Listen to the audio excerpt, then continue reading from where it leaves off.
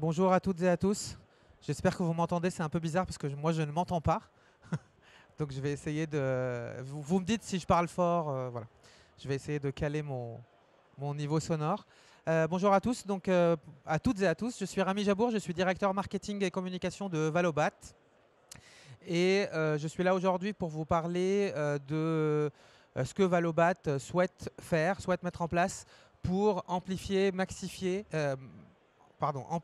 maximiser le marché du réemploi des produits de bâtiment en France. Alors, avant de rentrer dans ce slide, je voudrais juste peut-être dans quelques mots vous rappeler qui est Valobat, pour ceux qui ne savent pas ce que c'est. Donc, Valobat, c'est ce qu'on appelle un éco-organisme agréé par les pouvoirs publics. C'est donc une structure qui a été créée spécifiquement pour répondre à une réglementation qui s'appelle la responsabilité élargie du producteur, ou la REP, voilà, pour le petit nom. Qui a été mise en place dans le cadre des produits, sur le secteur des produits et matériaux de construction et du bâtiment depuis maintenant un an, voilà, début 2023, et qui vise à accélérer l'économie circulaire dans le bâtiment. Donc, à d'une part mettre en place un dispositif de reprise sans frais des déchets à partir du moment où les déchets sont triés, et qui vise donc pour accélérer le recyclage des déchets et éviter l'enfouissement des déchets, et en plus avec des objectifs très ambitieux en termes de réemploi pour aller atteindre je vais revenir sur les objectifs, des taux de réemploi très importants dans une filière où aujourd'hui le réemploi est assez balbutiant, si j'ose dire, et qui nécessite en fait d'être accéléré. Donc, alors, je pense que je vais dire des choses que pas mal de gens connaissent, mais je préfère rappeler. Aujourd'hui, quand on parle de prévention, de gestion des déchets et de valorisation des déchets, on a plusieurs possibilités, en tout cas pour valoriser les déchets. Et ces différentes possibilités, on appelle ça la hiérarchie des traitements, sont de différentes natures, de plus en plus vertueuses, en allant de la valorisation jusqu'au réemploi. Alors là, je prends l'exemple d'une porte parce que je trouve que c'est un exemple assez simple. Quand on a une porte, quand on est sur un chantier de bâtiment, on dépose une porte qui doit être qui est en fin de vie. On a plusieurs possibilités. Soit on va brûler cette porte, incinérer cette porte, dégager de l'énergie, valoriser énergétiquement cette porte. Soit on va broyer cette porte, récupérer la matière première et réincorporer cette matière première dans une nouvelle porte ou dans un nouveau panneau. Et là, on est plutôt dans le recyclage. Soit on va prendre cette porte et la transformer en bureau. Là, on est plutôt dans la réutilisation. Soit on va prendre cette porte et si elle est en assez bon état, on va la réutiliser en tant que porte dans un nouveau chantier. Et là, on est dans le cadre du réemploi. Voilà.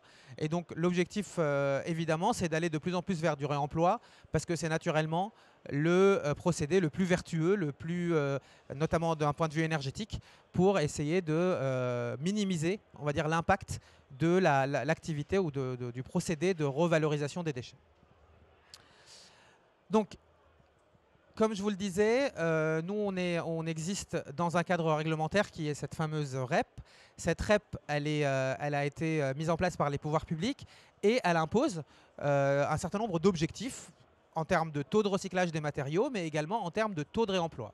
Alors, les objectifs, vous les avez devant les yeux. La situation initiale, le point de départ, est malheureusement très peu connue aujourd'hui. L'ADEME estime à environ 1% le taux de réemploi des produits du bâtiment. Ce taux, c'est plus ou moins 1%, mais on ne sait pas trop. On vise d'atteindre 5% de taux de réemploi à horizon 2028 et avec des jalons intermédiaires, comme vous pouvez le voir, de 2% en 2024, de 4% en 2027. Ces objectifs sont... Alors, ça peut paraître faible, 5%, 4%. En fait, c'est quand même très, très ambitieux dans le monde du bâtiment, parce que le monde du bâtiment, ça génère environ 46 millions de tonnes de déchets. Donc, quand on parle de 5% de taux de réemploi, on parle de plus de 2 millions de tonnes de produits réemployés dans le bâtiment. Donc, c'est un changement de paradigme, en fait. C'est un vrai changement d'échelle qu'il faut qu'on arrive à opérer. Ces objectifs sont fixés aux éco-organismes comme nous. Donc nous, notre boulot, notre mission, c'est de trouver un moyen ou des moyens pour aller chercher cet objectif-là. Et en fait, la démarche qu'on a entreprise, ou en tout cas la réflexion qu'on a eue, a consisté à se dire, OK, il y a des objectifs, si tant est qu'on sache compter. Donc le premier sujet, c'est de savoir compter la quantité de produits réemployés. Mais en attendant de savoir compter, en attendant d'avoir la bonne traçabilité, en fait, on va plutôt regarder le sujet avec un autre angle, en se disant que finalement, le réemploi, ce n'est ni plus ni moins qu'un retour vers un bon sens constructif. À un moment donné, se dire qu'un produit qui est en bon état, ben, on le réutilise. On le fait sur plein d'autres filières, donc il n'y a pas de raison qu'on n'arrive pas à le faire. Et ça a été fait dans le secteur du bâtiment pendant des siècles. Ça fait à peu près un siècle que finalement le réemploi n'existe plus dans le bâtiment. Avant, c'était la pratique de base. Et donc, l'idée, c'est assez simple, ça consiste à dire revenons vers ce bon sens constructif avec une intégration dans les pratiques de tous les acteurs. Et donc, c'est là-dessus qu'on va travailler. Donc, chez Valobat, on a construit ce qu'on appelle un plan d'action réemploi. Donc, un plan d'action réemploi, c'est, alors déjà, dans un premier temps, c'est des slides que je vous présente, mais c'est surtout des actions qu'on va mettre en place. Et c'est surtout aussi des soutiens qu'on va mettre en place, donc un vrai engagement, des euros, si j'ose dire, qu'on va déployer pour faire accélérer le marché du réemploi. L'approche principale a consisté à dire aujourd'hui, quand on regarde le marché du réemploi, quand on regarde ce qui se fait, il y a énormément d'initiatives qui sont toutes hyper intéressantes. Il y a beaucoup de choses qui se passent, ça fourmille de partout.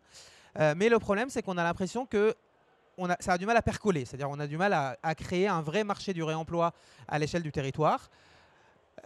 Et donc l'approche qu'on a essayé d'adopter, c'était de dire si on veut que le réemploi devienne un peu industriel, en fait il faut qu'on traite le sujet comme un vrai marché, quand on veut créer un marché, en fait il y a trois grandes familles d'actions. Il y a l'activation d'une demande, comment je crée une demande de réemploi, comment je fais en sorte que tout nouveau chantier, que tout nouveau projet réclame des matériaux issus du réemploi. En face de cette demande, il faut structurer une offre. Donc, quels sont les produits qui vont bien, quels sont les produits qui sont adaptés au réemploi, où est-ce que je peux les trouver, comment ils sont mis sur le marché.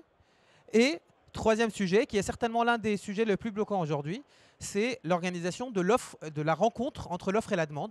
C'est-à-dire comment faire en sorte qu'un produit ou un chantier qui est en chantier de déconstruction, qui génère des produits susceptibles d'être réemployés, puisse trouver un chantier dans lequel on peut accueillir ces produits-là pour une mise en œuvre et pour une nouvelle vie. Le problème, c'est que souvent, il y a du temps entre le moment où le produit est généré et le moment où il doit être utilisé. Souvent, il y a besoin de reconditionner, de réparer, etc. Et donc, il y a cette espèce de maille à mettre en place entre l'offre et la demande. Donc notre plan d'action, que je vais vous détailler en fait dans les quelques slides qui suivent, il est organisé vraiment autour de ces trois axes-là. C'est un plan d'action qui se veut, qui se veut en deux temps. Une première phase sur 2023, fin 2023 et surtout 2024, qui est plutôt une phase d'expérimentation. Donc on va tester un certain nombre de choses. Et une phase de déploiement qui va plutôt être plus industrialisée, avec plus de moyens, qui va démarrer à partir de 2025.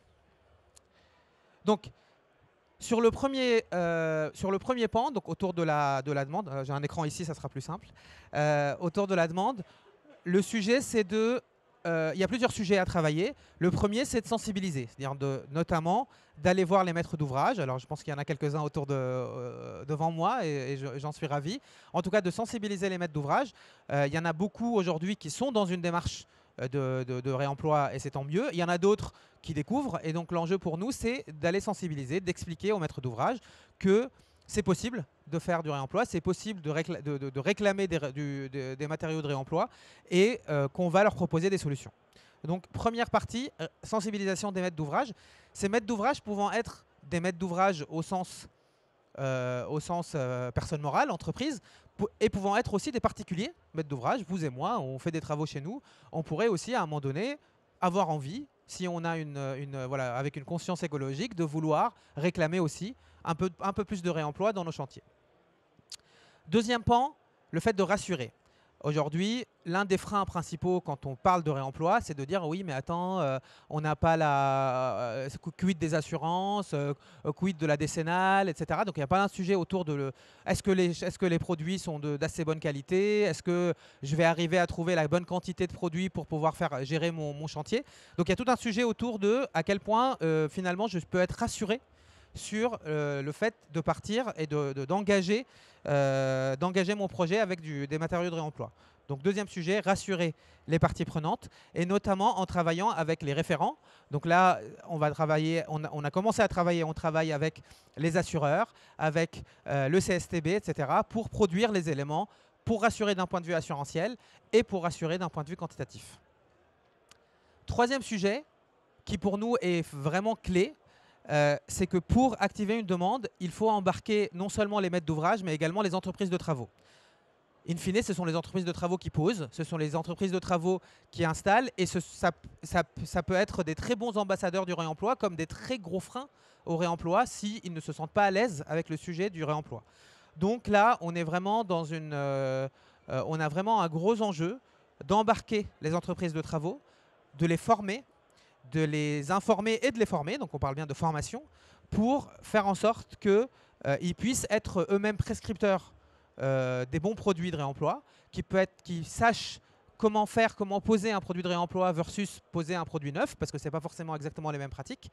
Et puis quelque part, pour nous, c'est aussi une manière de redonner aux aux métiers du bâtiment, un peu leur lettre de noblesse, puisque savoir poser un produit de réemploi, c'est pas forcément donné à tout le monde. Et donc c'est une manière aussi pour remettre le savoir-faire de l'artisan et de l'entreprise de travaux au bon niveau et au bon endroit. Deuxième sujet, l'offre. Donc là, pour structurer l'offre de réemploi, la première chose, c'est de générer des quantités. Et pour générer des quantités, c'est le principal canal dans lequel on va générer des quantités de produits réemployables, c'est la déconstruction, c'est les chantiers de démolition. Aujourd'hui, on observe des très grandes variétés d'activités de démolition, depuis les démolitions un peu à l'ancienne, où on rase tout, j'ai envie de dire, et puis on verra bien ce qui se passera, à des vraies démarches de déconstruction sélective, avec des diagnostics qui sont faits en amont, avec parfois et de plus en plus de l'assistance à maîtrise d'ouvrage réemploi qui vient, qui fait l'inventaire de tout ce qui peut être réemployé et qui met en place ensuite le réemploi.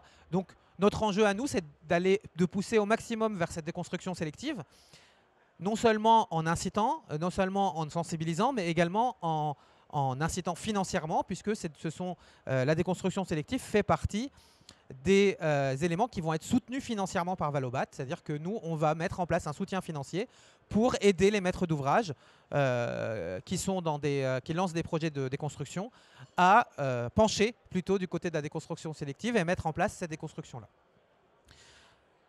Deuxième sujet, mettre à disposition les bons gisements aux bons acteurs. En fait, l'un des sujets aujourd'hui qu'on a, c'est que j'ai des produits de réemploi, mais où est-ce que je vais les trouver ? Voilà. Et donc, l'une des approches existantes aujourd'hui dans la mise en place de cette nouvelle filière REP, c'est le déploiement assez massif de points de collecte des déchets à travers la France. Aujourd'hui, ne serait-ce que Valobat a déjà déployé plus de 1000 points de collecte. Ces 1000 points sont en grande partie présents chez des distributeurs matériaux, donc des négociants, voilà, des grandes surfaces de bricolage. Et il se trouve que dans les obligations qui sont faites ou dans les propositions, il est possible dans ces zones de collecte de prévoir ce qu'on appelle une zone de réemploi, donc un espace couvert dans lequel on va accueillir des produits qui peuvent être réemployés. L'enjeu pour nous, c'est de massifier ces zones de réemploi, de faire en sorte que tout apporteur de déchets, tout petit artisan puisse avoir ce réflexe de dire « mais attends, ce produit-là, plutôt que de l'envoyer dans la benne, je vais plutôt le mettre dans cette zone-là parce qu'il peut être réutilisé » et de faire en sorte derrière que le distributeur, qui est donc celui qui vend aujourd'hui au quotidien des produits neufs à son client, puisse aussi vendre des produits de réemploi, des produits de seconde main. Ça se fait de plus en plus, je pense que vous l'avez vu dans l'alimentaire, ça se fait de plus en plus dans l'électronique. Il n'y a aucune raison que ça ne se fasse pas dans le bâtiment. Il suffit juste d'aller plus vers cette direction-là. Troisième élément, toujours sur la structuration de l'offre, c'est le volet technique. Donc je ne reviens pas dessus. il y a vraiment tout un enjeu autour de la technicité, les assurances, les bons avis techniques, les guides, le développement de différents guides pour rassurer, pour expliquer comment se posent les produits de réemploi, pour accompagner les acteurs. Et évidemment, là-dessus, on ne travaille pas tout seul, on travaille surtout avec les référents, les experts, pour rédiger les bons guides et rassurer sur le volet technique. Et puis, dernier point, non des moindres, l'accompagnement des industriels. Encore une fois, c'est un vrai enjeu pour nous. Les industriels font partie dans le monde des éco-organismes, les industriels sont très proches des éco-organismes parce que ce sont eux qui nous financent au quotidien. Ce sont avec eux qu'on travaille. On travaille avec les industriels sur toute la partie éco-conception pour les accompagner sur comment concevoir des produits plus vertueux. Et on travaille avec eux et on souhaite travailler avec eux sur comment développer des offres de seconde main, comment travailler pour qu'un industriel demain puisse proposer non seulement des produits neufs, mais également des produits de réemploi, des produits de seconde main. Et ça fait partie des choses qu'on doit travailler avec les industriels, tout en travaillant également avec eux sur la réemployabilité de leurs produits. C'est-à-dire, je suis industriel, je conçois un produit, je le conçois dès le départ pour qu'il puisse être réemployé, c'est-à-dire facilement démontable. Quand je le démonte, il ne va pas se fissurer, etc. Donc, il ne va pas être dégradé au démontage et donc, par conséquent, potentiellement réemployable. Et rassurez-vous, c'est mon dernier slide. Dernier point, pour moi, certainement l'un des plus structurants, la rencontre entre l'offre et la demande. Et donc là, et c'est par ça qu'on a commencé assez massivement chez Valobat, puisque l'enjeu, c'est de trouver une solution de temporisation des produits, c'est-à-dire faire attendre un produit entre le moment où il est généré sur un chantier et le moment où il va être utilisé sur un nouveau chantier, à travers notamment le soutien de ce qu'on appelle les plateformes physiques de réemploi. Donc ce sont des plateformes, comme ici, en fait, dans lesquelles on va pouvoir stocker, dans lesquels on va pouvoir réparer, dans lesquels on va pouvoir reconditionner des produits en vue d'être réemployés. Et donc chez Valobat, on a lancé en fin d'année un appel à manifestation d'intérêt. On a sélectionné, alors on devait sélectionner 3 plateformes pour être soutenues. Finalement, on en sélectionne 11. Donc on a 11 plateformes qui ont été sélectionnées, qui vont être soutenues financièrement par Valobat pour pouvoir voir le jour et commencer à accueillir ces produits-là. Et ce sont des plateformes qui vont être donc occupées par des acteurs du réemploi, potentiellement plusieurs acteurs en même temps, qui vont pouvoir intervenir, stocker des produits en vue d'être réemployés, et avec un soutien financier qui est apporté à l'activité de stockage et de réparation, mais également un soutien financier qui est apporté au réemploi réel, c'est-à-dire à tout ce qui sort des plateformes de réemploi vers un vrai chantier dans lequel les produits vont être réutilisés. J'espère que je suis clair dans ce que je dis. Deuxième point, comme je vous ai parlé, alors je ne reviens pas dessus, le développement de l'offre de réemploi chez les distributeurs. Pareil, les distributeurs, c'est un endroit dans lequel un artisan se rend naturellement pour acheter des produits neufs. Donc il faut que demain, il puisse se rendre également naturellement pour acheter des produits de seconde main. Et puis le dernier point, c'est la mise en relation. Alors, ça existe déjà, hein, donc on ne va pas réinventer l'eau chaude. Mais en tout cas, l'idée, c'est en massifiant ce marché et en essayant d'être un peu au centre de tous ces acteurs-là, d'organiser la rencontre entre les différents acteurs et faire en sorte que le maître d'ouvrage qui a un chantier sur lequel il voudrait trouver des matériaux de réemploi, qu'il puisse avoir accès à une offre disponible de produits de réemploi. Et ça va passer notamment par toutes ces plateformes qui vont pouvoir proposer à leurs clients, aux maîtres d'ouvrage, des produits. Nous, on va faire le travail d'essayer de massifier tout ça et de proposer une mise en relation entre les acteurs, entre guillemets, amont et les acteurs aval du réemploi. Voilà. Merci beaucoup pour votre attention. Et je crois que je peux passer aux questions, mais il faut que je mette le casque.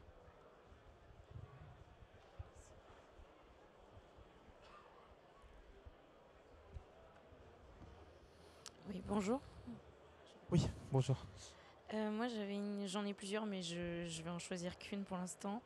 Je me demandais, quand vous parlez d'accompagner les industriels, notamment sur l'aspect éco-conception, est-ce qu'au niveau des éco-contributions du coup, qu'on va payer en achetant les matériaux, est-ce qu'elles seront modulées en fonction de cette réemployabilité-là de ces matériaux qui sont mis sur le marché aujourd'hui ?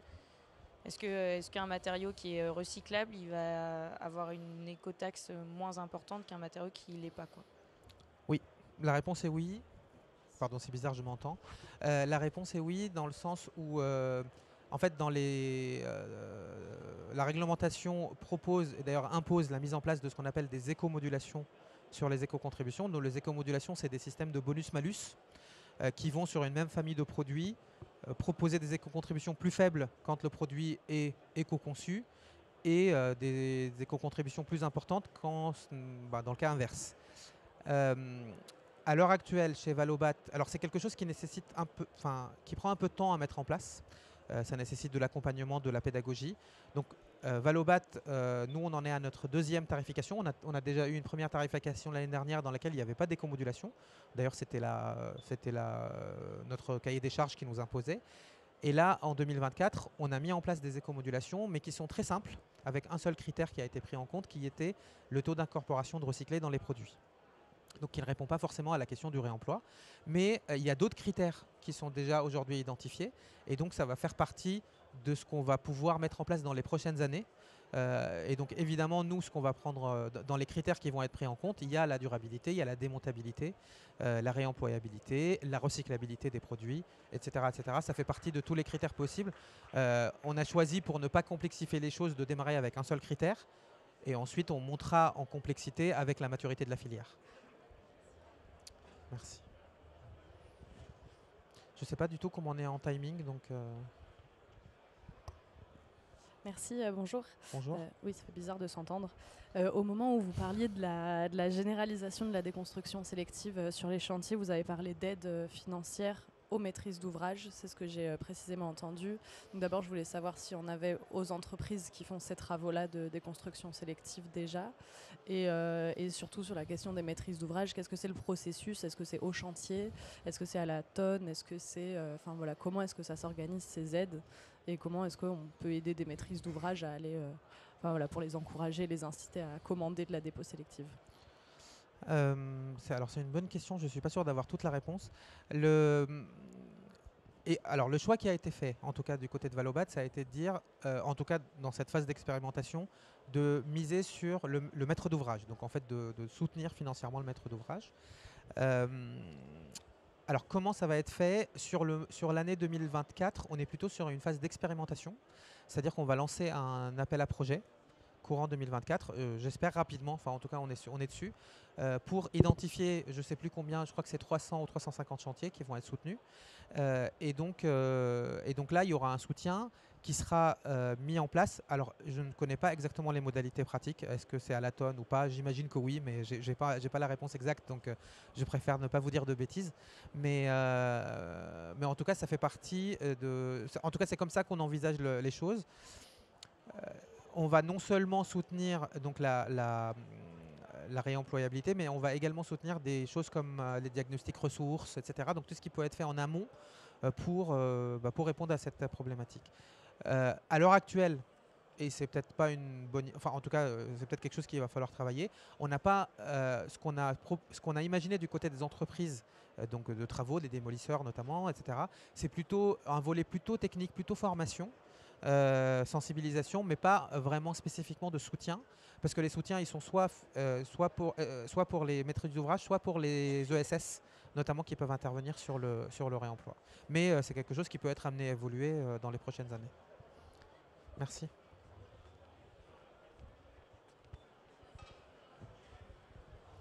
Oui, bonjour. Question assez générale. En fait, vous parliez de réemployabilité, démontabilité, recyclabilité. Ça me rappelle vaguement EcoScale du CSTB. Est-ce qu'à terme, est-ce qu'il y a déjà des connexions qui sont faites entre vous et CSTB à ce sujet? Si oui, est-ce qu'à terme, on peut imaginer une écotaxe basée sur un référentiel tel que EcoScale pour déterminer l'écotaxe? C'est une question un peu politique. En fait, je ne sais pas. Enfin, à l'heure actuelle, je dirais pas oui, je dirais pas non. On travaille avec le CSTB, on discute avec le CSTB. Le sujet après, voilà, EcoScale, c'était une démarche qui a été faite, qui n'est pas forcément suivie par tout le monde. Donc, il y a des discussions autour de cette de cette dynamique-là. Donc nous, en fait, on n'est pas là pour en fait, faire l'arbitre, entre guillemets. On est là pour faire ce qui semble le plus raisonnable. Et en fait, on travaille naturellement avec les industriels qui sont autour de la table chez nous. Et donc c'est avec eux qu'on va essayer de construire la mécanique qui nous semble, en tout cas le référentiel qui nous semble être le meilleur. Si finalement c'est EcoScale qui ressort, bah, tant mieux. Si c'est pas le cas, je sais pas. Mais en tout cas, j'ai pas envie de m'avancer dans un sens ou dans l'autre là-dessus. En tout cas, pour l'instant, ce n'est pas ce qui a été, ce n'est pas ce qui est plébiscité quand on parle de ce sujet-là. En revanche, la spécificité quand même, c'est que nous, notre enjeu, il est quand même très économie circulaire. C'est-à-dire qu'on est là aussi pour encourager l'économie circulaire et en fait, il faut qu'on arrive à doser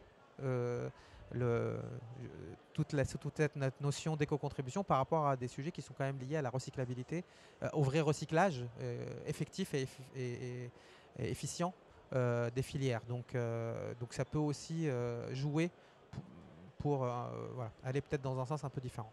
Mais voilà, je ne peux pas dire plus que ça pour l'instant. Merci beaucoup. Oui, j'ai une question sur les 11 entreprises dont vous avez parlé, donc, qui régleraient le problème de stockage et de reconditionnement. Enfin, j'ai pas dit ça, mais... Voilà, une plateforme physique où on aurait potentiellement ce frein-là qui serait un peu levé.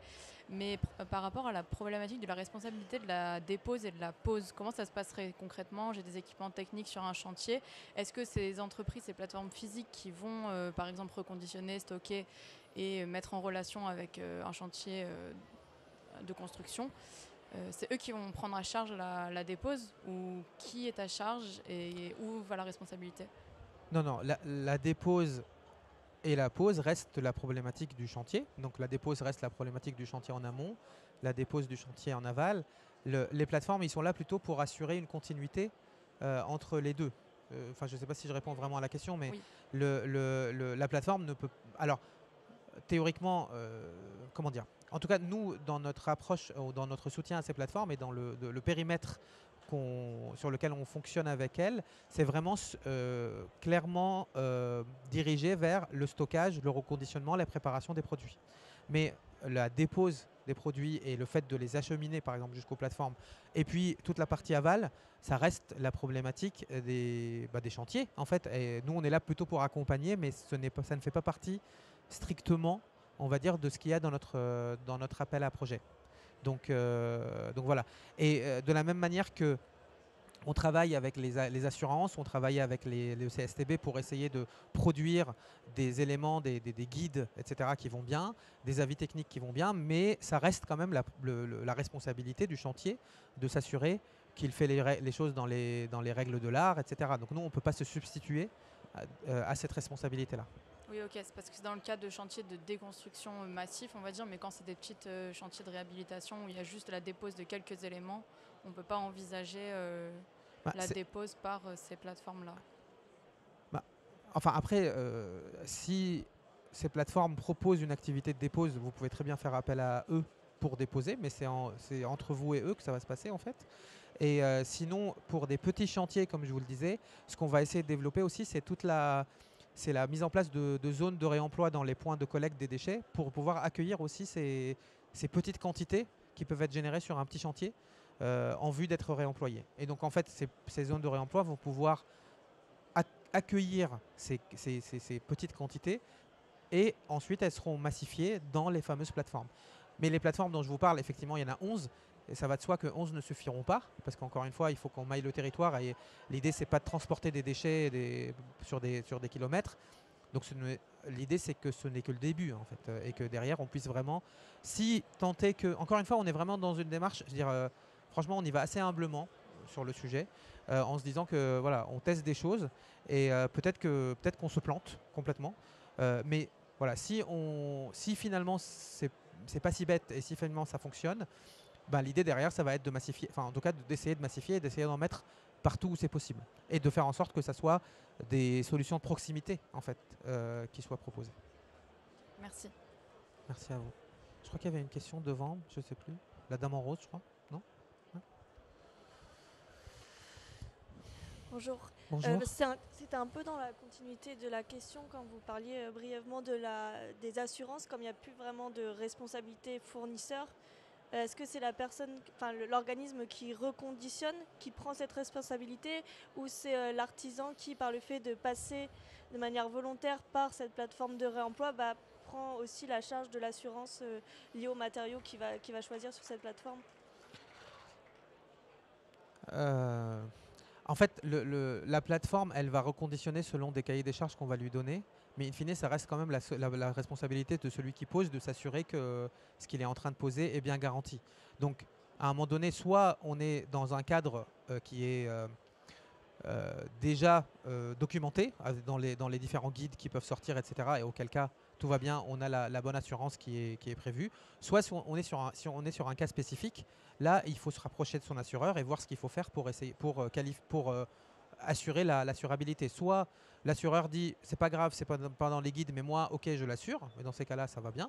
Soit il dit non, je peux pas l'assurer, il me faut un avis technique. Et là, on peut faire des avis techniques type ATEX, etc. sur les chantiers pour qualifier une mise en œuvre. Mais dans tous les cas, en fait, on ne peut pas demander spécifiquement à une plateforme de réemploi d'assurer des produits. Ce n'est pas leur boulot, en fait. Donc c'est pour ça qu'on essaye de clarifier. Mais nous, on est là pour essayer de faciliter. Et si à un moment donné, il y a un enjeu particulier sur un produit donné et qu'il faut travailler sur son assurabilité, on peut vous accompagner là-dessus. Merci. Je crois qu'il y a une question devant à droite. Il faut que j'arrête? Ah bon, désolé. Je suis au stand 8, je crois, si vous voulez. Donc n'hésitez pas à venir nous poser des questions. Merci beaucoup.